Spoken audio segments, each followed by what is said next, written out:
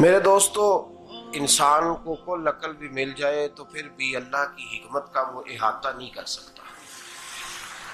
रब्बे करीम को ज़्यादा पता है कि हमारे लिए कौन सी चीज़ बेहतर है और कौन सी चीज़ हमारे लिए नुकसान का बाइस है।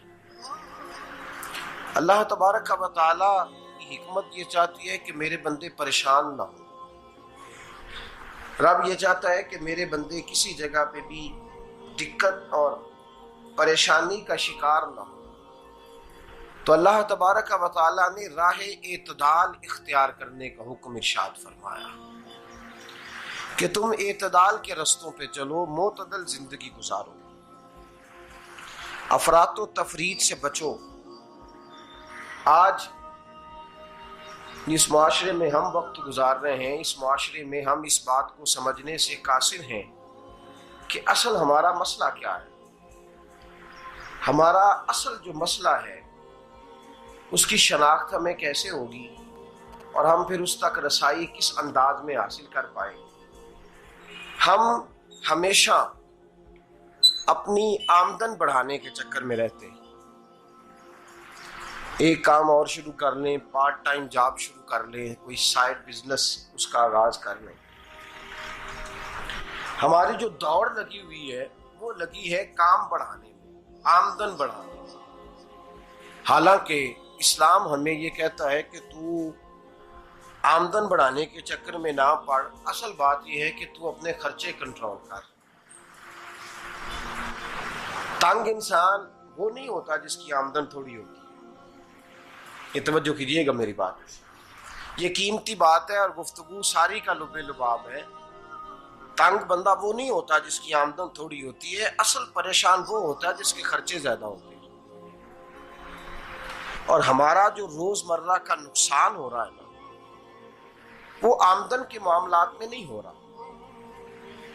बुनियादी नक्श जो वाक़या हो रहा है वो ये है कि हमारे अखराजात ज्यादा, और वो अखराजात किसी और ने नहीं बढ़ाए। वो खर्चे हमने खुद बढ़ा लिए हैं और अब हमें उसका नुकसान भुगतना पड़ रहा है। और अगर आप सही मानों में टटोलें तो जो बहुत अमीर लोग हैं वो तो उन खर्चों से बच गए।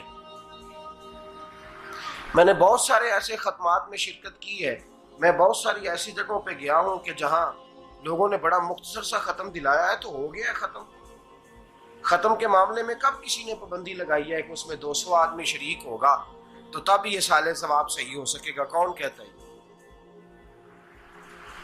या शादी के मौके पर अगर सारे बहन भाइयों को न बुलाया गया तो मेरी शादी पाया तकमील तक नहीं पहुंचेगी, इसमें बरकत नहीं होगी। ये किसने फतवा दिया है? मोतदल जिंदगी का इस्लाम हुक्म देता है।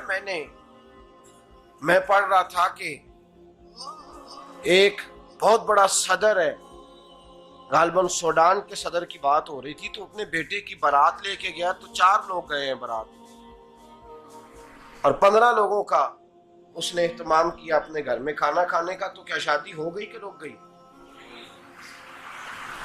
तो भाई राग अलापना इस बात का कि बड़ी परेशानी है, कोई साइड बिजनेस शुरू किया जाए फलान जगह फलान जगह फलान जगह। तो असल मामला ये है कि पहले एक बंदा कमाता है तो फिर भी घर ही चलता है, फिर बड़ा बेटा साथ शामिल होता है तो फिर भी घर ही चलता है, फिर मंझला बेटा शामिल होता है तो फिर भी घर ही चलता है।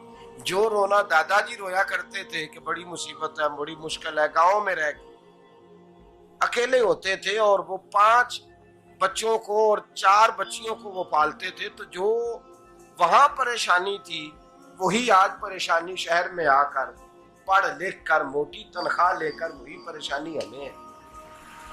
तो मैं जिस नतीजे पे पहुंचा हूं इसको पढ़ के, कुरान मजीद की चंद आयात को देखकर और इस मफहूम की जो हदीसें कुतुब हदीस में पाई जाती हैं और हमारे बुजुर्गों ने हमें जो मिजाज इस हवाले से दिया है, मैं इस नतीजे पे पहुंचा हूं कि मसला आमदन का नहीं, मसला खर्चे का है। हमारे खर्चे बुनियादी तौर पर ज्यादा, और अगर फिर हम ज्यादा बोझ खवातीन पे डालते हैं कि वो मुतालबे ज्यादा करती हैं। और अगर आप मुझसे पूछें तो खवातीन की भी अगर किसी जगह कोई आदत खराब होती है तो उसमें असल किरदार उसका होता है जो वो आदत खराब तो क्यों अपने गले से उतार के आप किसी के गले में बात डालने के चक्कर में हैं? वो खवातीन की तबीयत नहीं ऐसी है। असल बात यह है कि हमने आदत डाली है, हमने ये मिजाज उनको दिया है तो उनका बना है, न कैसे बन सकता।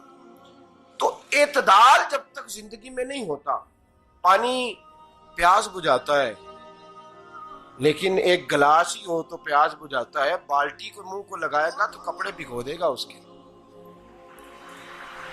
हालांकि पानी बुरी चीज का नाम नेमत है ना, बहुत बड़ी अल्लाह की, लेकिन प्याले में ही अच्छा लगता है।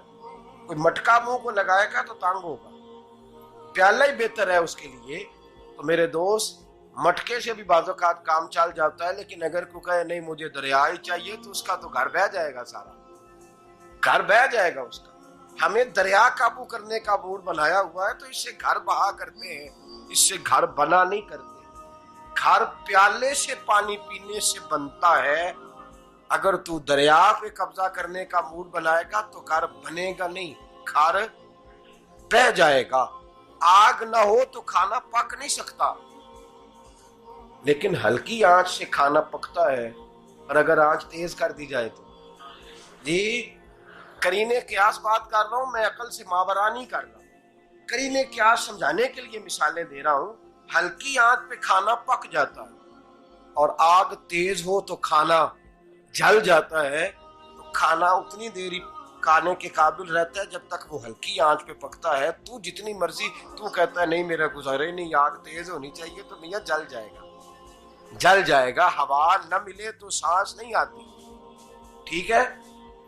ऑक्सीजन ना हो तो सांस है, हवा ना चले तो गुजारा नहीं होता। लेकिन अगर तेज जले ना, अगर तेज जले तो तेज चले तो आंधी और तूफान बन जाए तो छतें गिरा देती है, जाने ले लेती है।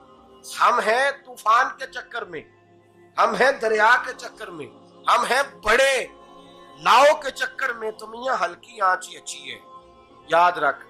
और एक गिलास पानी का एतदाल से मिलता रहे तो वही मिलता रहे, जरूरत के वक्त वही बेहतर है।